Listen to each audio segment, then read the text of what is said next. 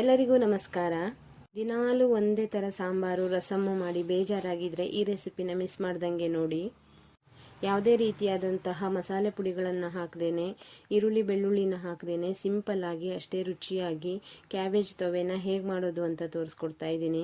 ಕುಕ್ಕರಿಗೆ 1.5 ಮುಷ್ಟಿ ಆಗುವಷ್ಟು ಹೆಸರುಬೇಳೆಯನ್ನು ಹಾಕ್ಕೊಂಡು ಚೆನ್ನಾಗಿ ತೊಳೆದಿಟ್ಕೊಂಡಿದ್ದೀನಿ. ನಂತರದಲ್ಲಿ ಒಂದು ಟೊಮೆಟೊ ಹಣ್ಣನ್ನು ಕಟ್ ಮಾಡಿ ಹಾಕ್ಕೊಂಡಿದ್ದೀನಿ. ಹಾಗೆಯೇ ಒಂದು 1/4 ಭಾಗ ಆಗುವಷ್ಟು ಕ್ಯಾಬೇಜನ್ನು ತಗೊಂಡು ದೊಡ್ಡದಾಗಿ ಕಟ್ ಮಾಡಿ ಹಾಕ್ಕೊಂಡಿದ್ದೀನಿ. ಹಾಗೆಯೇ ಅರ್ಧ ಚಮಚ ಆಗುವಷ್ಟು ಅರಿಶಿನ ಪುಡಿ, ಒಂದು ಹಸಿಮೆಣಸಿನಕಾಯಿಯನ್ನು ಕಟ್ ಮಾಡಿ ಹಾಕ್ಕೊಂಡು ಮುಳುಗುವಷ್ಟು ನೀರನ್ನು ಹಾಕ್ಕೊಂಡು ಕುಕ್ಕರ್ ಮುಚ್ಚಳವನ್ನು ಮುಚ್ಚಿ 3 ರಿಂದ 4 ವಿಸಿಲ್ ಕೂಗಿಸ್ಕೊತಾ ಇದ್ದೀನಿ.